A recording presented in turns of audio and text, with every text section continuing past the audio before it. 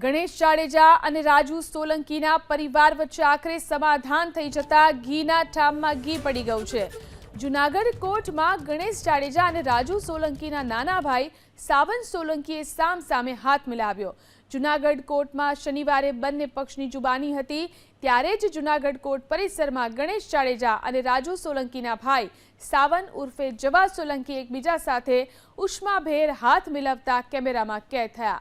આ video social media પર viral થતાં જ કાયદાકીય જંગમાં નરમાશ આવી હોવાના સંકેત વહેતા થયા છે। આ સમગ્ર વિવાદની પાછળ ભૂતકાળ પર ઉપર નજર કરીએ તો તારીખ 30મી મે 2025માં જૂનાગઢના કાળવા ચોક વિસ્તારમાં વાહન અથડાવા જેવી નજીવી બાબતે માથાકૂટ થઈ હતી। રાજુ સોલંકીના પુત્ર અને NSCI પ્રમુખ સંજય સોલંકીએ ફરિયાદ નોંધાવી હતી કે ગણેશ જાડેજા અને તેની ટોળકીએ તેનું અપહરણ કર્યું હતું અને તેને ગોંડલ લઈ જઈ જ્ઞાતિ પ્રત્યે અપમાનિત કરી લોખંડની પાઇપો વડે ઢોર માર માર્યો હતો।